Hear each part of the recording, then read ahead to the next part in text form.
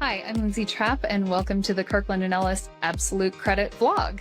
I am very excited today to be joined by my partner in the New York office, Jared Axelrod, who is a co-head of our Structured Capital and Insurance Solutions team with me. And today, as promised in our last episode, we are going to talk about many things that are affecting the current CLO equity market. So welcome, Jared. Thank you, Lindsay. Glad to be here.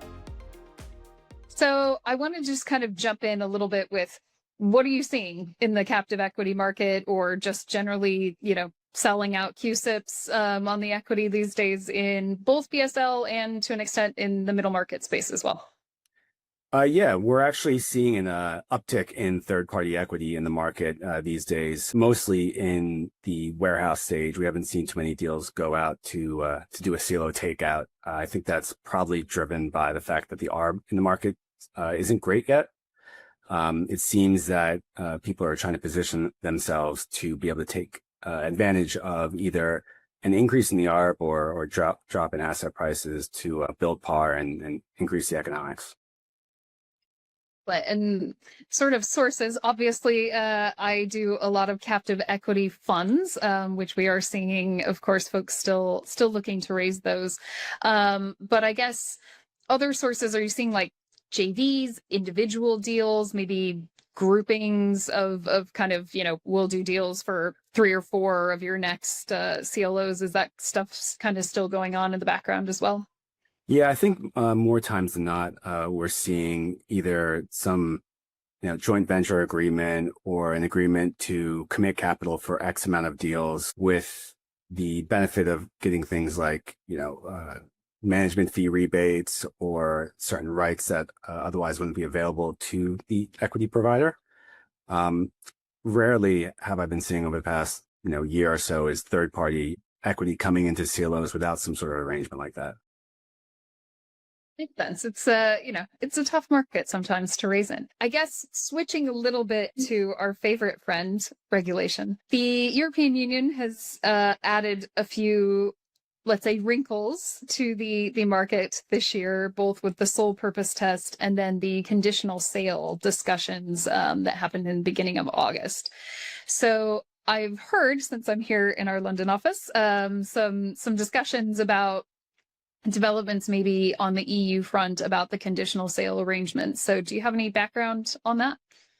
Yeah, I mean, this summer was a lot of fun with those surprises that we got from the EU regulators. The announcements came really unexpectedly. The market, I think, was caught off guard with each of them, most recent being the focus on conditional sale agreements and how they, frankly, don't work for purposes of the seasoning requirements under EU risk retention.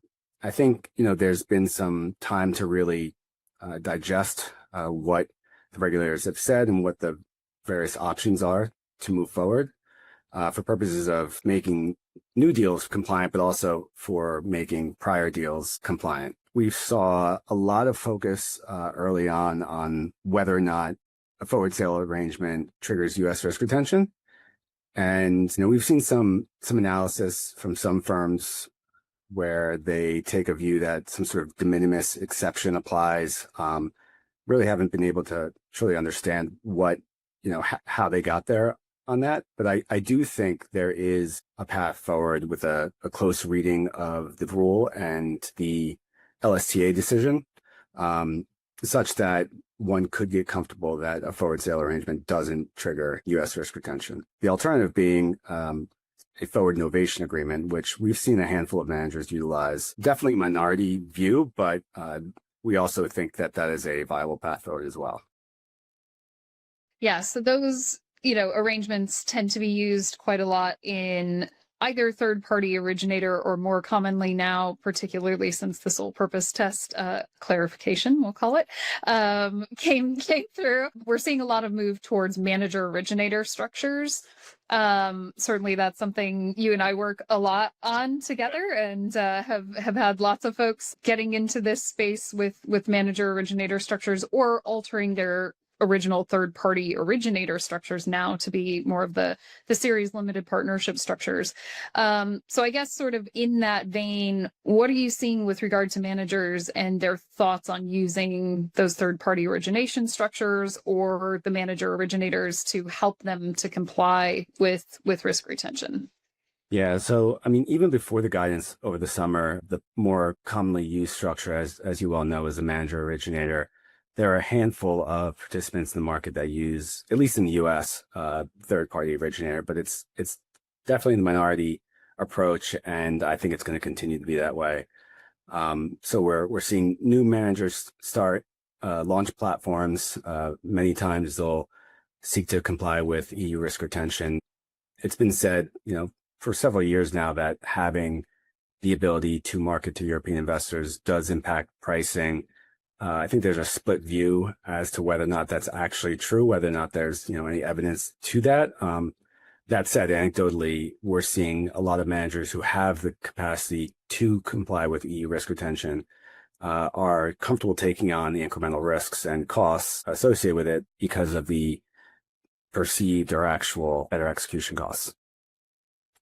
I certainly think in this context, from the funds lawyer side of the world, having that ability makes the fund more marketable as well. If you have a captive equity fund, certainly it allows a broader base of investors to come in to the structure, because then you can either have every deal be compliant or structure in a way that would allow exposure for those who require compliance into those.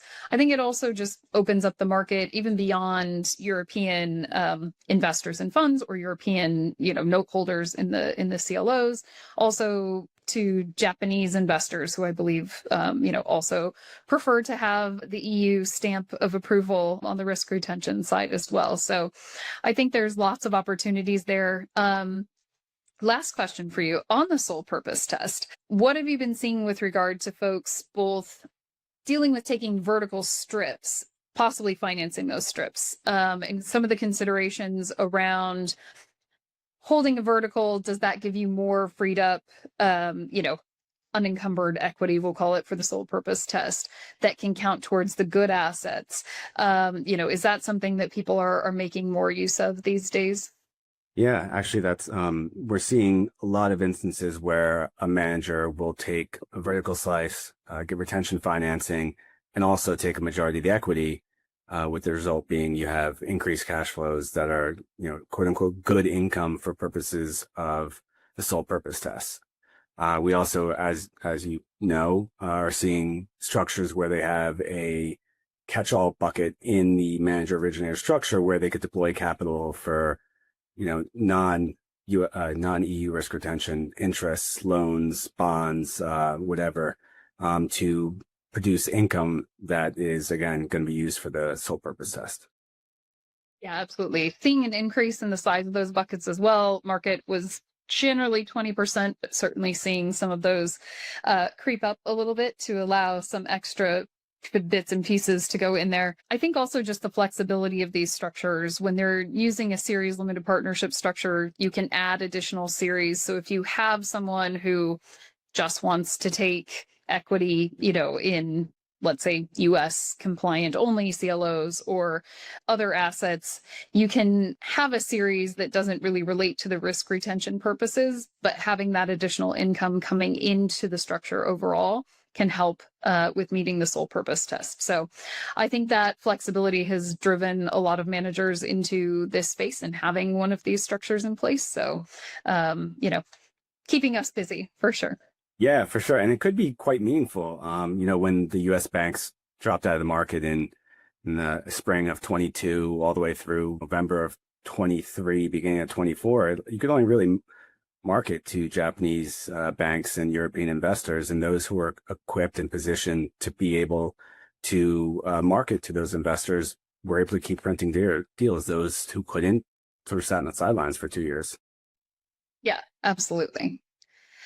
Well, thank you very much for joining us. Wanted to just give folks a little bit of a flavor overall of what we're seeing in the equity market for CLOs right now. And thank you for joining us. We are very happy to help if you have any questions on CLOs, captive equity funds or manager-originator structures.